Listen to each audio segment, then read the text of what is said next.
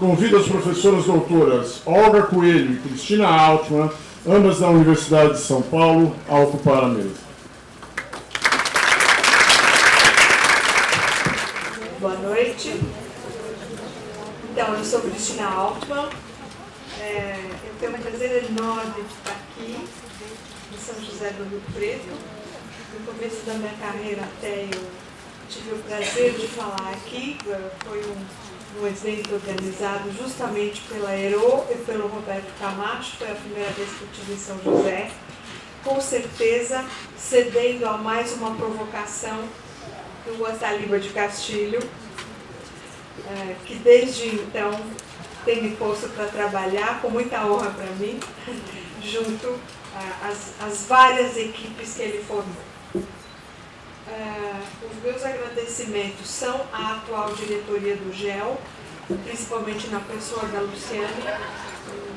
Muito obrigada a vocês. Extrema gentileza, extrema delicadeza o tempo todo, uma organização sem um senão, e a festa demonstra isso. E tenho certeza que o seminário vai ser mais um sucesso. Essa foto que ilustra o slide, ela está andando aí, deve estar andando aí, é uma foto do professor Isaac Nicolau Salum, para os jovens que não o conheceram, e do nosso homenageado de hoje, que é o professor Otaliba de Castilho. Eu tive uma certa dificuldade de localizar as fotos para dar os créditos, por uma questão, santo de casa não faz milagre mesmo, né? Por uma questão de desorganização do meu arquivo pessoal. Essa foto não foi tirada por mim, de qualquer maneira, alguém me cedeu a foto, e ela foi tirada durante a homenagem que a diretoria da Maria Bernadette Abaurre, da Unicamp, que ela geriu, né, da qual ela foi presidente, foi na Universidade de São Paulo. Isso. E eu retomo, inclusive, nessa minha fala de hoje, eu estou sem um relógio, textos... não, você me avisa? Eles me avisam. Isso. Então, em textos anteriores, estão aí principalmente dois desses textos. O primeiro que foi uma conferência que eu proferi em 94, justamente por ocasião dos 25 anos do GEL. Foi uma comemoração que nós fizemos na Universidade de São Paulo. Ela marca o início também do grupo de jovens pesquisadoras que nós éramos todas, né? Mas ela marca o início do CEDOC. E eu me refiro aí à última referência, vocês têm o nome das alunas, que compuseram o primeiro grupo do CEDOC. Com certeza a Olga vai retomar esse momento na fala de hoje. Bom, desses textos anteriores, eu procurei demonstrar que a geração de linguistas brasileiros que atingiu a maturidade acadêmica no final do século XX, quer dizer, aqueles que então começaram a se profissionalizar nos anos 60, do ponto de vista da formação de uma memória das ciências da linguagem no Brasil, foi uma geração muito especial. Foi essa geração que testemunhou a expansão das universidades do país, foi ela que promoveu a institucionalização da disciplina linguística em todas as faculdades de letras, e foi ela que participou da criação, publicação e circulação da produção monográfica e periódica que nos autoriza hoje a falar de uma tradição brasileira de pesquisa linguística. Ela foi fundadora de novos valores intelectuais e institucionais, e foi essa geração, não podia ser diferente, a que inventou o GEL. Essa geração, ao fundar o GEL, ela vai mudar de eixo a pesquisa linguística no país. Claro, isso de um ponto de vista privilegiado do presente, porque em 69, quando eles se reuniram pela primeira vez na Universidade de São Paulo, ainda não era o primeiro seminário, né? Eles não imaginavam que a coisa fosse assumir esse vulto que nós vemos hoje. Bom,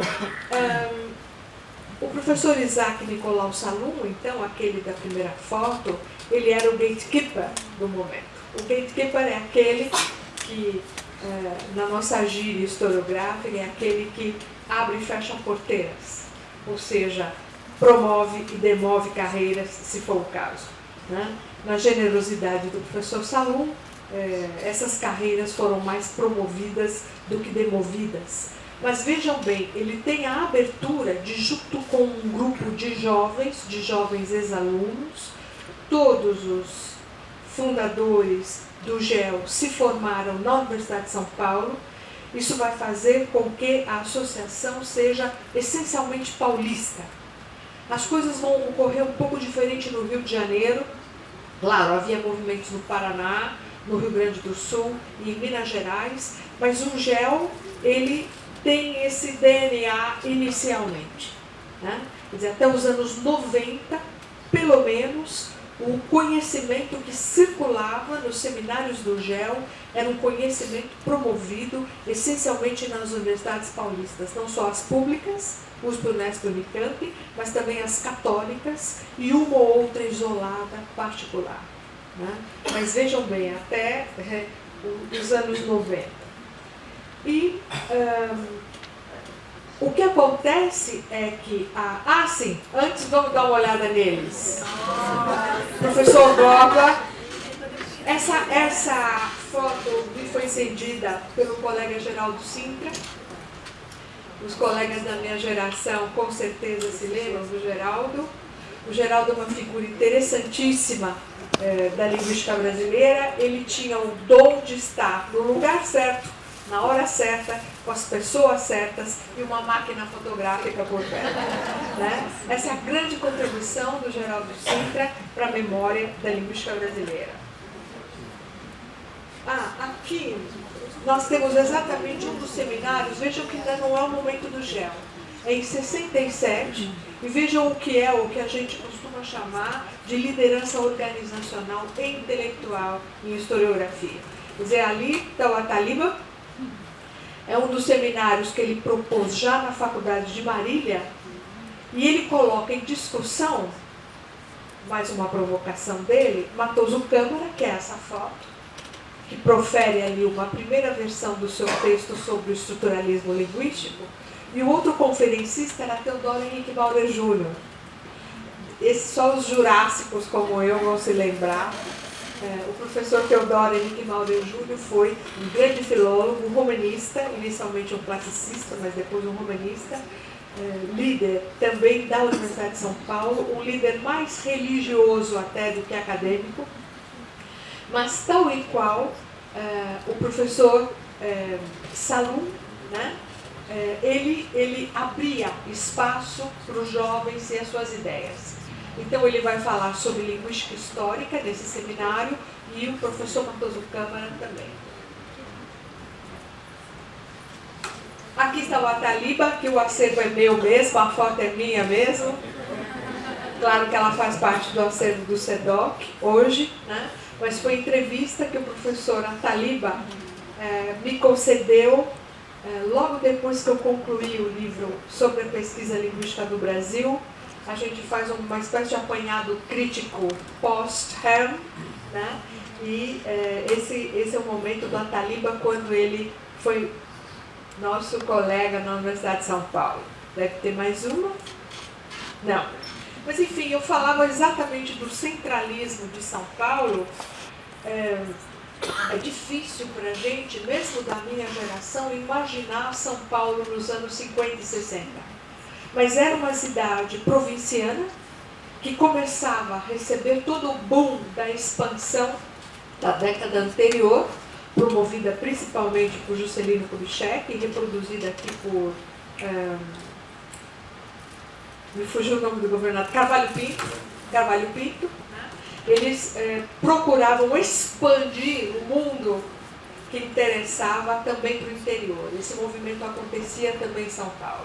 Quer dizer que São Paulo embora houvesse outros centros em movimento, como eu disse, São Paulo é que concentrava o maior número de condições de promover o encontro de um grupo como aquele que vai acabar inventando o GEL. O clima naquele momento, dos anos 60, e aí com certeza os da minha geração vão se lembrar muito bem, a gente já era gente naquela época, mas era um clima de insatisfação. No que diz respeito ao nosso contexto imediato, acadêmico, era uma insatisfação com um caráter excessivamente profissionalizante, que haviam assumido as faculdades de filosofia em detrimento das atividades de pesquisa. Vejam bem, as faculdades de filosofia são criadas na década de 30, mais exatamente em 1934 em São Paulo e 35 no Rio. Portanto, essa geração está fazendo um balanço de 30 anos e está vendo que pouco realmente se avançou em termos de pesquisa no Brasil. E essa geração dos anos 60, ela também repercute o movimento mais geral de insatisfação com a implantação descontínua e tardia, em relação a outros centros, evidentemente, né, da disciplina linguística dos currículos e principalmente da maneira como ela foi feita. Eu não vou desenvolver esse argumento aqui, mas é um argumento muito interessante, né? Quer dizer, a disciplina linguística ela é imposta nos currículos das faculdades de letras em 1962 por uma resolução federal. Né? É um estudo de caso interessantíssimo, também já fiz isso, mas havia uma insatisfação local. Tanto que, interessantemente, os movimentos de institucionalização vão preceder o da formação dos grupos, o dos movimentos intelectuais. Né? E essa defasagem, essa decalagem é que faz essa geração receptiva aos novos ares que estavam ventilando pelo mundo, principalmente europeu e francês. A linguística, parênteses, a linguística vai entrar tardiamente em todo o mundo românico. Não era atraso nosso não, nada a ver. O estruturalismo vai entrar e junto com ele uma disciplina linguística dura, vai entrar em toda a América Latina nos anos 60, na França nos anos 60, na Itália nos anos 60 e no Brasil nos anos 60. Né? Quer dizer, todos os países que tinham uma tradição em filologia românica muito forte. Esse relativo atraso vai acontecer. Bom, tudo isso associado a esse processo violento de crescimento e agravamento dos desajustes econômicos e sociais por que passava a sociedade brasileira, aí inclusa a expansão desordenada das redes de ensino primeiro, segundo e terceiro graus, tudo isso contribuiu, sem dúvida alguma, para o clima reformista que surpreende essa geração que vai construir o GEL principalmente. Né? E isso caracterizou os debates universitários da primeira metade da década de 60. Debatiam-se, entre outros temas, a autonomia universitária. Olha, qualquer semelhança era coincidência. Vocês veem os momentos conturbados recentes, aqui na década de 60. A autonomia universitária, a democratização da carreira docente, por favor, guardem essa democratização da carreira docente, a democratização do acesso ao ensino superior, a implantação de cursos de pós-graduação, os currículos e a atividade político-partidária nas universidades. Temos duas referências aí. Né?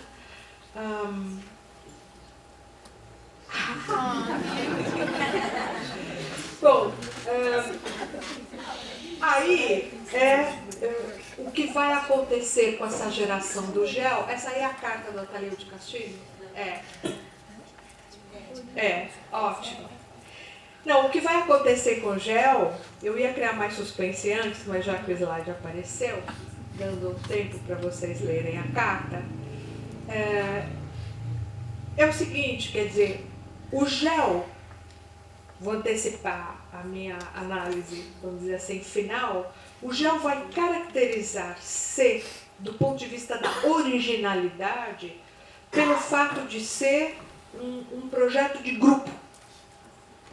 Quando eu falo em democratização da universidade, democratização do acesso ao conhecimento produzido pelas universidades, a gente não pode esquecer de que as cátedras, ou seja, o conhecimento possuído por uma só pessoa, por maior que fosse, né? Mas enfim, a ideia de cátedra era a seguinte, era um indivíduo dono daquela disciplina.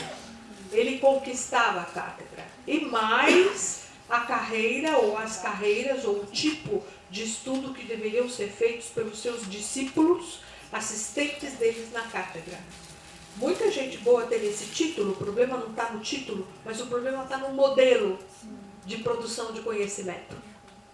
É isso aqui que o GEL, de novo, vai haver uma resolução qualquer que acaba com o regime de cátedras e institui o regime de departamentos, mas o GEL concretiza isso. Por quê? Porque são meia dúzia ali de alunos dedicados, mais o seu mestre, que resolvem em grupo decidir muito bem para onde vai a pesquisa nesse país. O que nós vamos querer mudar? Esse grupo, ele se reúne então com uma motivação teórica, entre aspas, e prática. A teórica, entre aspas, está aí. Quer dizer, o GEL não vai se constituir como um grupo que se pretende estruturalista, ou funcionalista, ou gerativista, na época transformacionalista. Né? Quer dizer, a teoria não importava muito. Essa geração sabia da defasagem. Ela sabia que ela ia ter que ler primeiro e aprender todas essas teorias antes de tomar uma posição. Onde é que ela inova, então? Além da organização anticatedrática, vamos dizer assim, onde que ela inova? Ela vai inovar na temática. Mais do que a temática, ela vai inovar no método. A turma do GEL procura novas maneiras e maneiras mais modernas de produzir conhecimento. Eu tenho alguns argumentos que reforçam essa minha interpretação. Não vale dizer que não foi assim, Ataliba, porque... Não vou fazer, está assinado aí. Esse documento eu não... Exato, essa é uma carta que eu não me canso de explorar, entre aspas, né? É uma carta em que a Ataliba e o Francisco da Silva Boba estão discutindo quem é que vai entrar na mesa redonda do próximo GEL. E o Ataliba disse o seguinte: você sabe como sou reacionário em matéria de linguística. Imagine que só comecei a levar a sério o estruturalismo depois que o transformacionismo considerasse meio quadrado e algo superado. Isso bastou para que logo houvesse uma identificação entre mim e o estruturalismo, que eu verdadeiramente não suportava em meus primeiros anos de magistério superior. Isso implica, no caso do GEL, uma enorme restrição do seu adjetivo moderno. O moderno, para mim, ainda exclui o transformacionismo e outros ismos. Não que os ignore completamente, mas é uma questão de aversão ao prato do dia. Né? Claro, isso vai ser um efeito colateral dessa busca de cobrir o gap de 30 anos que eles avaliaram, que eles tinham em relação a outros centros, e de efetivamente adentrar numa literatura que não aquela divina da filologia românica ou da filologia portuguesa. Né? Quer dizer, e a obsolescência das teorias linguísticas no século XX era muito mais rápida do que aquela que eles podiam alcançar, ou que a gente hoje pode alcançar. Né? Então, esse trecho do Ataliba mostra exatamente o que a gente costuma chamar de clima intelectual. Né? Quer dizer, você tem a insatisfação, você tem o caldeirão social em ebulição lá do lado de fora, e você tem esse ímpeto, e isso acontece efetivamente quando a gente é muito jovem. Eu não diria tanto idade cronológica, embora isso coincida, mas principalmente quando a gente é profissionalmente jovem. Quer dizer, esse idealismo bate, o mundo está aqui batendo na porta. Né? Quer dizer, lembre-se do que houve em 68 em São Paulo, houve Maria Antônia. E tudo que a gente sabe que foi resgatado recentemente, as novas gerações devem saber desse caldeirão social que acontecia lá, e do que se debatia na Universidade de São Paulo nesse momento, e essa turma ansiava pelo novo, quer dizer, a vida está acontecendo lá fora e eu lá com a România velha, com Isabel e Castela. Quer dizer, naquele momento, o sentimento era... algum dia eu ainda vou focalizar bem essa questão da ruptura. O sentimento era de ruptura. O GEL vai realizar um modelo de ruptura muito interessante. Deixa eu só sublinhar aqui para os meus alunos e alunos da Olga. Não sou eu que estou interpretando a ruptura, hein? Eu estou tentando descrever o que eles colocaram nos textos deles naquela época. O que essa geração se percebeu inovadora. Né? O que eu estou interpretando eles foram inovadores na temática e no método, não nas teorias. Né? Elas eram, naquele momento, inalcançáveis. Mas, voltando então a esse percurso, há um espaço aqui para a filologia românica. O professor Salom fala, mas olha o tema da fala dele nesse primeiro seminário. Métodos de investigação histórica. Eles estão buscando novos métodos, não novas teorias e, a rigor, nem novas temáticas. Porque quando a Taliba vai propor o projeto NURC, então, também recém-inaugurado, na década de 60, ele vai propor como um deslize da dialetologia rural para a dialetologia urbana. Ele vai usar o mesmo termo. Então, vejam bem que a ruptura dessa geração não foi uma ruptura violenta. Eles não negaram a geração anterior em termos intelectuais nem em termos organizacionais. Né? Mas eles tentam incorporar, e isso é típico do agrupamento paulista do GEL. A Abralim vai se formar de um outro jeito. A retórica da Abralim vai ser essa, efetivamente, de ruptura com a geração anterior. Não era possível se associar a Abralim sendo filólogo. E mais, não bastava se dizer linguística, você tinha que se provar ser linguista. Na Abralim, veja, co-irmã, são contemporâneas. Espero não estar colocando nenhum juízo de valor aqui. Não deve ser colocado como juízo de valor. Mas sim como é que essa geração constrói um grupo de especialidade e cria algo novo nas condições que havia. Aí vem todos os jovens aqui. Né? O Paz fala em tratamento... Os Paz é o Cid Marta Teodoro Paz. Ele foi o criador do Departamento de Linguística na Universidade de São Paulo. Um organizador, também bastante ativo, mas uma pessoa bastante controversa. Né? Claro que Deus o tenha, mas o professor Sidmar era uma pessoa de uma personalidade bastante difícil. Né? Mas, enfim, ele era desse grupo. O Borba, olha o que o Borba propôs: seleção e tratamento do corpus. Ah lá, o Atalim e o João de Almeida já falam do projeto NURC. Ele já propõe aqui, em 69, essa proposta. E o Inácio, saudoso Inácio, fala em análise estratificacional. Né? Quer dizer, essa convivência de velhos e novos interesses, ela perpassa também na segunda reunião de 69. Aqui a da Natal Aliás, a dialetologia brasileira é um outro estudo de caso interessantíssimo desse ponto de vista de continuidade e ruptura. Quem sabe, no encontro sobre Amadeu Amaral, eu consigo apresentar essa questão. Olha, a questão da Ada Natal, eu também não vou explorar aqui agora, mas ela é um argumento decisivo para essa interpretação que o GEL buscava um novo método, uma nova maneira de fazer as coisas. Né? Ela retoma Amadeu Amaral. Ela publica a sua tese orientada pelo professor Saluno. A tese dela é de 1970, tese de doutorado. E a tese se intitula O Dialeto Caipira da Região de Piracicaba. Né? Ela chama a região da região de Piracicaba. E ela colhe os dados no rigor mais metodológico possível da dialetologia francesa, do momento, mas ela os analisa com as árvores, os galhos, o modelo chomskiano. Percebe? Quer dizer, ela está numa temática que trata da variação dialetal, mas adota um modelo teórico que se propõe o oposto, modelo que busca os universais e não a variação. Mas ela não vê problema. Por quê? Porque até onde essa geração conseguia enxergar, a inovação estava no jeito de fazer as coisas.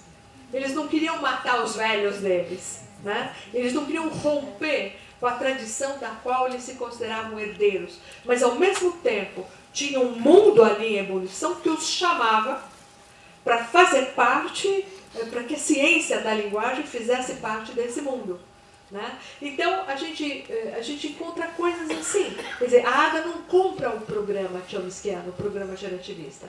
Ela compra só, vamos dizer assim, o que as minhas colegas gerativistas, vou até passar a palavra, elas chamam da tecnicália.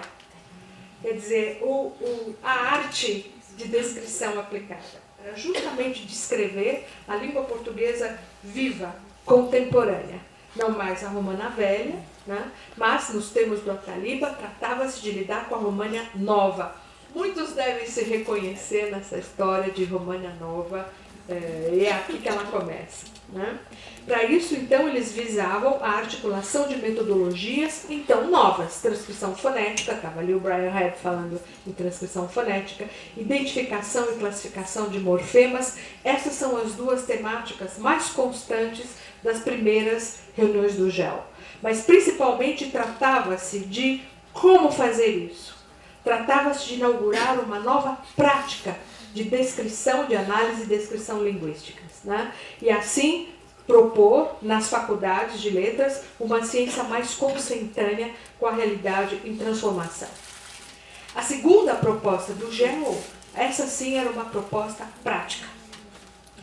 Tratava-se de unificar, modernizar, atualizar, na verdade executar, porque se isso vem de resolução federal, cadê os linguistas para ministrar as aulas de linguística que foram impostas, né? Então, eles, cientes dessa lacuna, eles caminham na direção do ensino da linguística e da língua portuguesa nas faculdades de letras. Esse deve ser esse é o primeiro projeto metodológico. Vamos ver o segundo. Vou dizer para vocês, é difícil ser míope e não enxergar de longe, e hipermétrope e não conseguir enxergar de perto. Eu estou fazendo uma ginástica aqui, mas eu acho que esse é o segundo, então, é o objetivo prático, né? Nesse seminário de Franca, de 1971, foi proposta uma programação unificada de linguística para os cursos de letras, né? Eu estou vendo um monte de meninos lindos aí de amarelo, vocês não fazem ideia da tarefa hercúlea que isso foi, né, nesse momento. Mas, enfim, fico feliz de vocês estarem aqui para me ouvirem dizer isso. No mesmo seminário, então, de 71, foi aprovada a proposta e eleita uma comissão para executar um projeto de que os outros dois, o de pesquisa e unificação do ensino, dependiam, né? Eles propuseram uma edição coletânea de textos de linguística e de língua portuguesa. Isso já em Bauru, em 1972. Uma das motivações que reuniu esse grupo em torno do GEL foi justamente isso. Quer dizer, propor um currículo atualizado e uma metodologia moderna. Era uma tentativa de homogeneizar o conhecimento. É comovente ver nos documentos da época, esses documentos estão no SEDAI, do IEL, da Unicamp.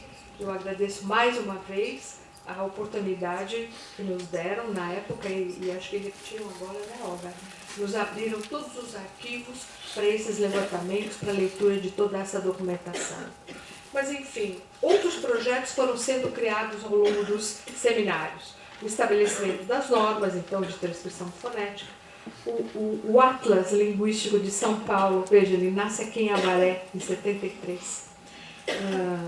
Um programa de linguística aplicada a L2, ao ensino de língua estrangeira, uma comissão de linguística aplicada está aqui, e principalmente uma comissão para avaliar a contribuição do estruturalismo e da gramática transformacional nos estudos então feitos, não só de língua estrangeira, mas também de dialetologia e assim por diante, né?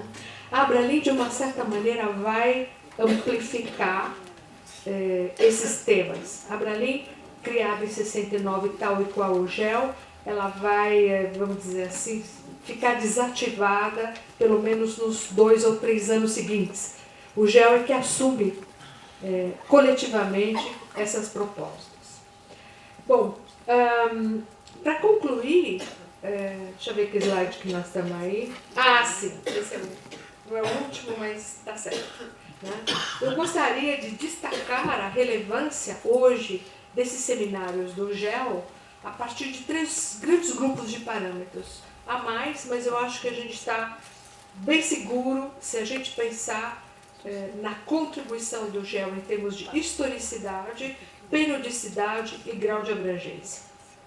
Do ponto de vista da institucionalização das ciências da linguagem no Brasil, o GEL tem um valor simbólico.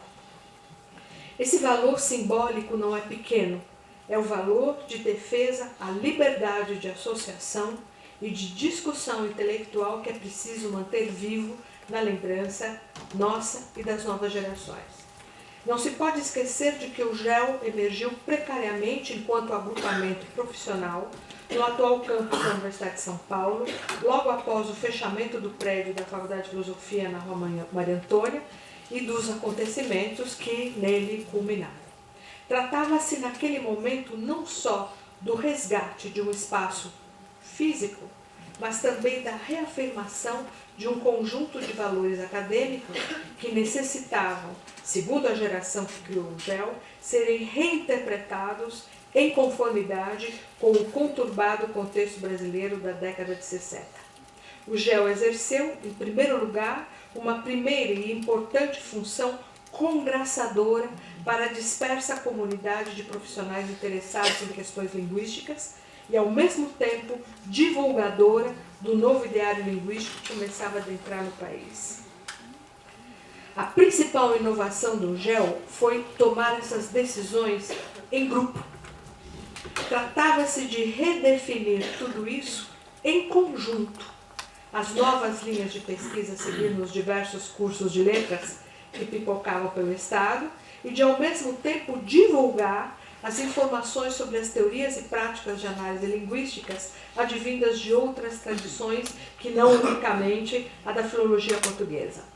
Nesse sentido, o GEL emergiu no contexto científico brasileiro como uma primeira tentativa de solução adaptada às especificidades regionais, resultado da reflexão conjunta sobre problemas relativos ao ensino e à pesquisa linguística conforme a realidade do país.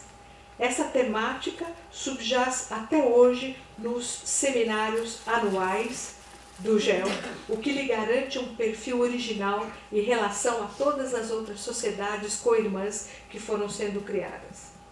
Desde 1969, o GEL tem apresentado com rara regularidade na periodicidade, principalmente se a gente considerar os padrões latino-americanos, né, tanto os seminários quanto as publicações, os estudos linguísticos ininterruptos desde 78 e a revista do GEL desde 2002.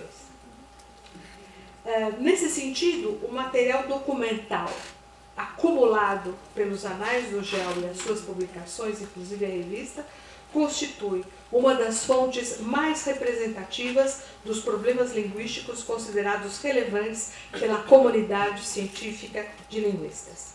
É pertinente enfatizar que o GEL, desde a sua fundação, nunca apresentou uma retórica de ruptura total com os pesquisadores ligados às tradições de pesquisa que o antecederam, seja no campo da filologia e da teologia tradicional, seja nas múltiplas orientações teóricas que pouco a pouco pulverizaram o campo da teoria linguística e das suas subdisciplinas. Claro, não encampando uma teoria, eles estavam livres para não excluir os filólogos e dialetólogos da sua associação.